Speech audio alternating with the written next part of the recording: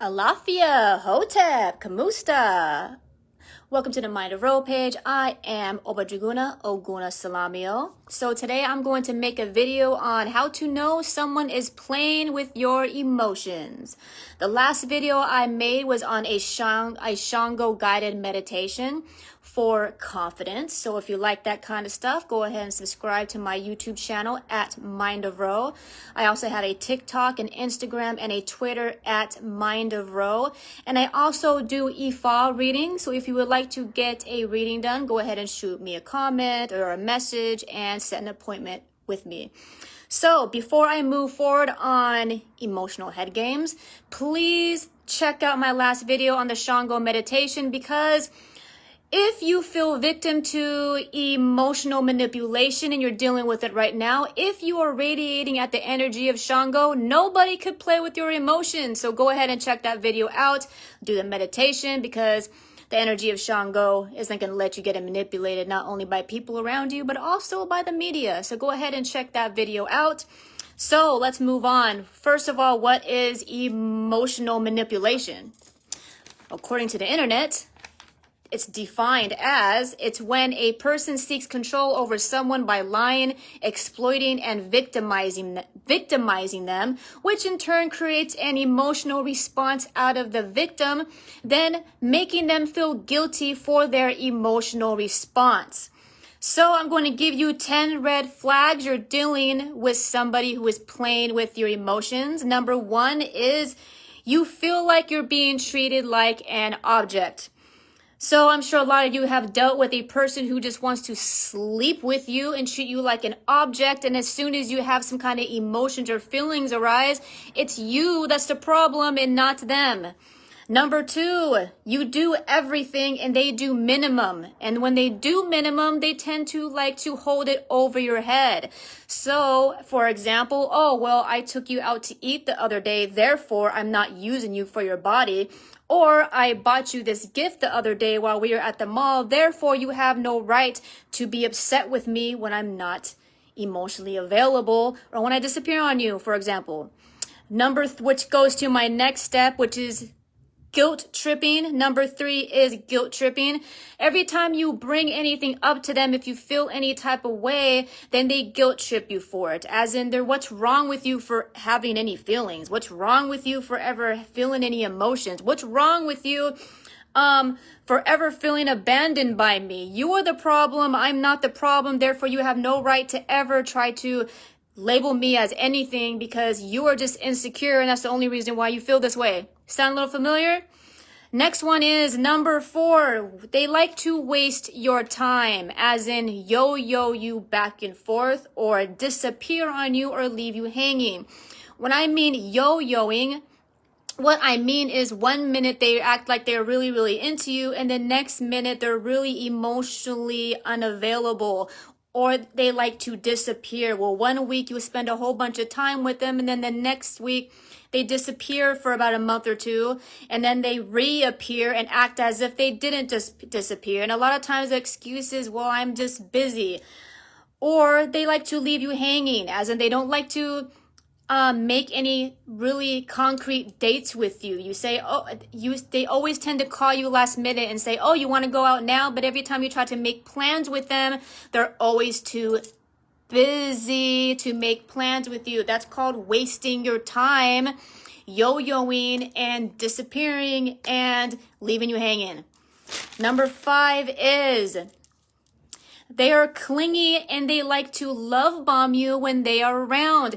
This is how people play with your emotions. This is the best way to do it. So when you are with them, it feels like, oh my God, it's so perfect. This is a perfect person for me. I feel so in love. And I feel like when they're with me, I feel like they're really into me and they're so in love with me. We bonded so well.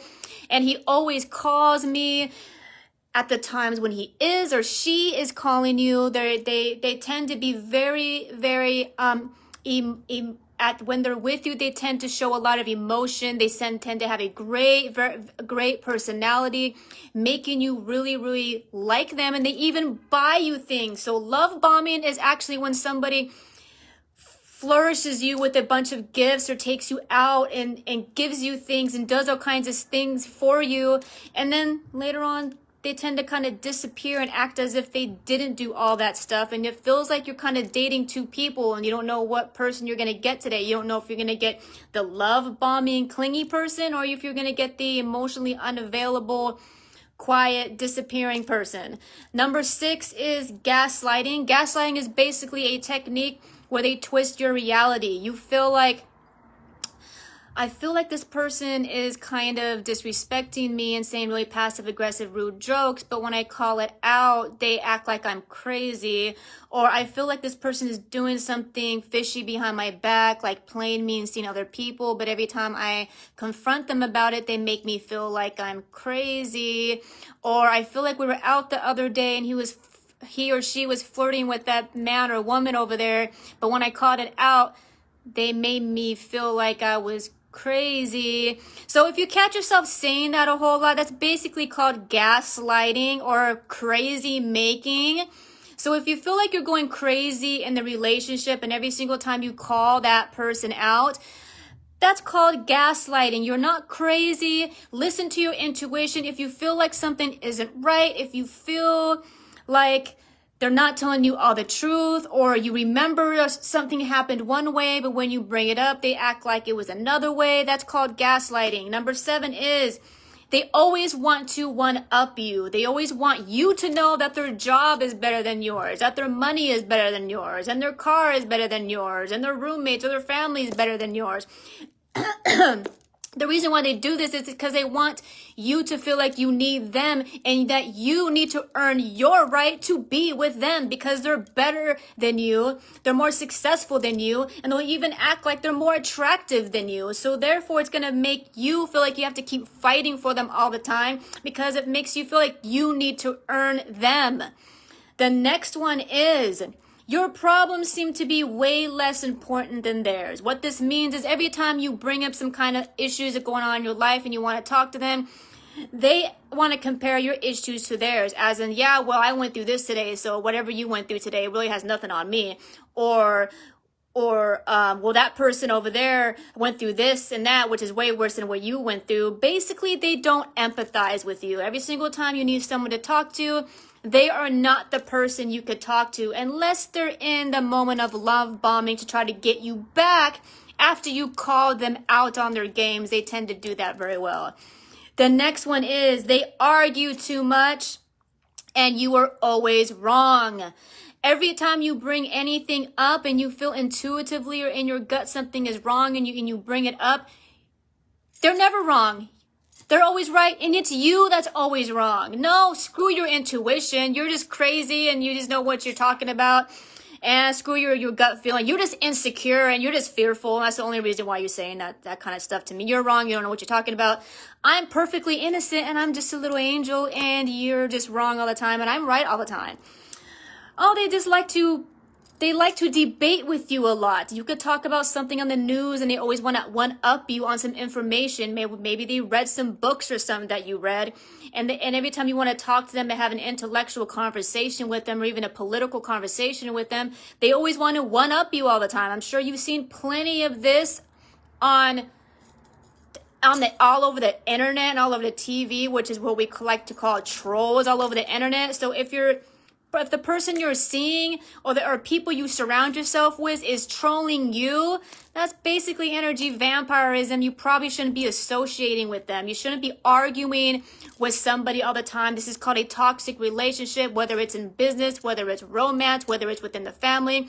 If you're dealing with a person who constantly wants to argue with you and you're unable to share your true emotions and you're unable to really have a clear conversation with them without them gaslighting you or without them telling you you're wrong or without them trying to argue with you, then that's a red flag. This person is really toxic and you're not going to be able to have a healthy relationship, whether it's professional or friend or romantic, with a person who constantly wants to argue and bicker about everything that you say and everything that you feel. Please, it's not give you the permission to be the toxic person. So please, if you're watching this, if these are red flags that you do, understand that's a two-way street. If you don't like people treating you this way, then you shouldn't be treating other people this way as well. So number 10 is, this person makes you feel really insecure and needy constantly.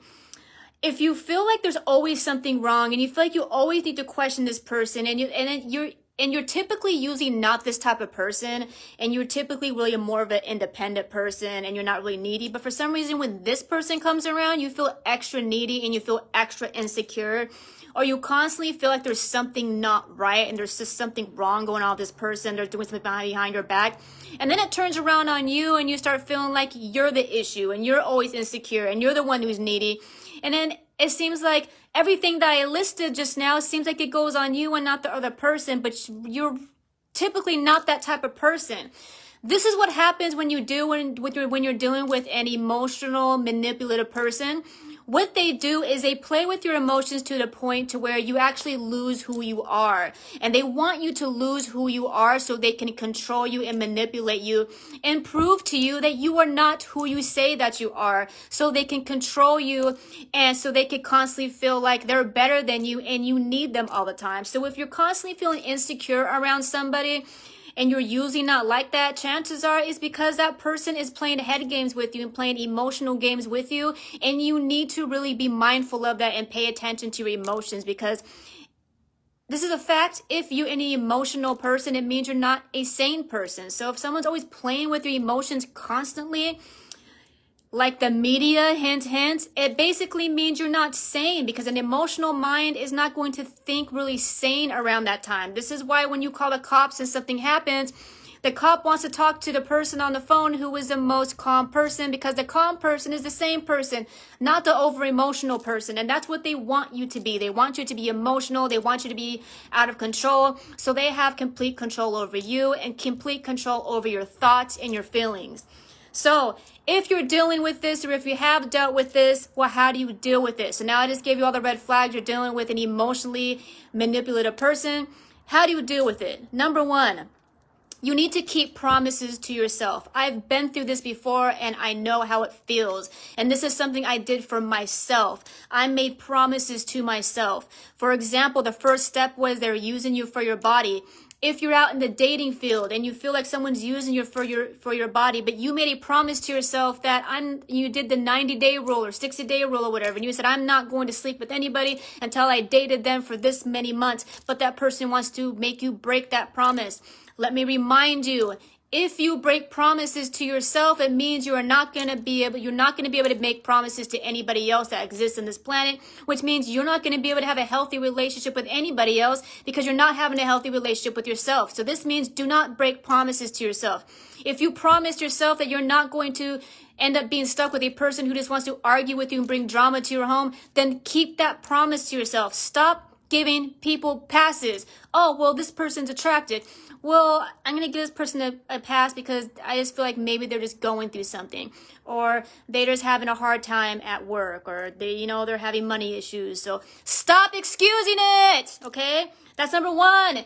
Keep promises to yourself and stop excusing the other person. If you made a promise to yourself, keep it. Okay. Number 2 is set healthy boundaries, which means learn to say no. No means no, and do not give more than a person who is not willing to give back. Therefore, if you're always taking this person out, or if you're always calling them, for example, or you're always going where that person always wants to go, then you need to learn how to put a boundary up and say, okay, the next time we go out, we're going to go where I want to go. The next time that anybody calls, it's not going to be me calling you, it's going to be you calling me. The next time we do anything, it needs to be fair. It needs to go both ways. So it doesn't matter if it's romantic or if it's family or business or whatever it is. It needs to be fair. And the only reason why manipulation or emotional manipulation works is because you're giving into it. So it basically means you need to take accountability for your own boundaries. When you say no, it means no. It's not no, but. It's not no if, it is no. And you need to set that boundary. And you need to tell that other person, I said no. No doesn't mean maybe, okay? The next one is number 3. Tell them how you feel and tell them in a firm way. which means do not be swayed. If you say, I feel like you disrespected me the other day, and they say, no, it's all in your head, you need to be firm with that and say, no, you disrespected me the other day. You did. You're not going to tell me you didn't, because I know when I'm being disrespected, and you're not going to tell me otherwise. This is called being firm. Do not let people sway you. If you know you're being disrespected, then say you're being disrespectful and you're not going to disrespect me. End of conversation. The reason why people keep being disrespected is because they allow people to disrespect them, and because I know I've been there before, like, oh, well, I don't want to make them feel awkward, or I don't want to make a scene, or blah, blah, blah. Yeah, well, they don't give a shit about your scene. They don't care how you come off in front of a group of people. They don't care how you feel about it, so why should you, okay? Do not let people disrespect you, all right? You need to learn how to be firm with things. You need to, where was I? You need to tell them how you honestly feel, because nothing in your life is going to be fixed if you just can't be honest about the way you feel. I mean, how is the other person going to know that they're even being disrespectful or they're being rude to you in any way if you're not telling them? You can't just suppose they might know, because to be honest, a lot of us weren't raised by the perfect parents, and a lot of us don't know. A lot of us are sucked into the music industry that teaches us really crappy behavior in our relationships, okay? A lot of us watch trashy TV or what are those shows called with, you know, those shows with a bunch of like people arguing, all, you know what I'm saying? All these live shows that be having on TV, the reality shows what I'm thinking of, where it's a lot of sloppy behavior, and some people honestly adopt that into their own psyche and think it's normal to behave this way, and it's okay. And who better to tell them that's not okay than you? If you don't tell them, they're not going to know. You can't just suppose they know. Honestly, a lot of people don't know, and you need to tell them, okay? You got to be real about that. Be honest about the way you feel and be firm with it. Number 4 is stop trying to figure them out, okay? If you are a person who grew past this behavior and they didn't, stop trying to figure it out, okay? You're just not going to get it. I mean, honestly, I do it all the time. Sometimes I'll be like, I just don't get that person. You know what I'm saying? If you keep trying to study the person and you're like, well, if I keep trying to figure them out and keep trying to learn from them, I'm going to know how to respond, or I'm going to know how to work with them and work with their nature a little better. Stop it. That's what they want. They want you to keep acting like they are your project. They're not your project. It's not your job to change people. Just like if you don't want anybody changing you, it's not your job to change them. So stop trying to figure them out. Stop trying to figure out how you need to change to make them a better person, or to make them be more available, or to make them more or less sketchy, or more or you know what I'm saying, more available, emotionally available to you, or for them to act like they give a damn about you. Stop. It's not your job to do that. If a person's not emotionally available to you, they're just not emotionally available to you. If they're a selfish person because all they care about is their self, and they don't care what you want, and all they want is to have you around just so they can feel better than somebody, or because they want to feel like they have control over somebody, it's not your job to try to figure that out and try to fix them, because all you're doing is allowing them to suck the life out of you. So stop trying to figure them out. It's not your job, okay?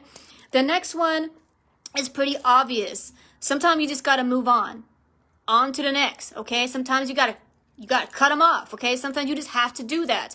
You gotta let it go. If you get to the point where you went through down all these steps I just listened and it's not working, and you feel like you have to constantly check this person all the time, nobody wants to check somebody all day, every day, every single time they talk on the phone, every single time they go to their house, or every single time they come to your house, or every single time you meet up with them. You don't want to constantly feel like you have to check somebody over and over again.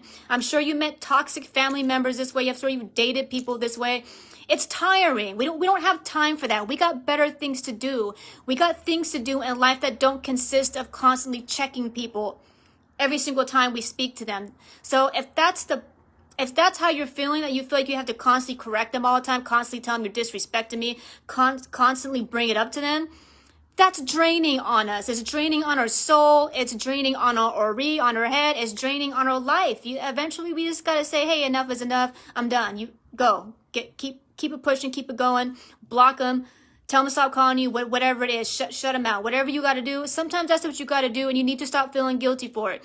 Because a toxic person who likes to play with your emotions, the number one way to get you to not cut them out of your life is to make you feel guilty for it. You're not guilty for setting healthy boundaries. Do not let anybody make you feel guilty for setting healthy boundaries, because that's how they keep you around. That's how they keep playing with your emotions. It's the guilt trip. It's the pulling of your heartstrings. Oh, you're a good person and you're too good to shut me out of your life, and I have too many problems and you shouldn't leave me because I have problems. That's their problem, okay? Their problems is your problems. I mean, it's not your problems, it's their problems. And if you keep allowing them in, they're going to keep pushing their problems onto you, and that means you got to take accountability for that, okay? You got to take accountability for participating in the nonsense. So, that being said, my next video is going to be on how to practice emotional intelligence. Does this mean you have to just allow people like that in your life and be emotionally intelligent when they're in your life? Absolutely not, because emotional intelligence consists of healthy boundaries and learning who you should associate with and who you shouldn't associate with, because that's an aspect of practicing emotional intelligence. So please check out my next video on how to practice emotional intelligence. And don't forget to subscribe to my YouTube channel at Mind of Ro and hit that notification bell so you can be notified whenever I have more love and wisdom to share with you. I hope everyone is having a sane, gaslighting-free night and lovable night. I hope you have a egg bae or soul group around you who loves you and doesn't manipulate you. Unc Uchasaneb, namaste, odabo, peace.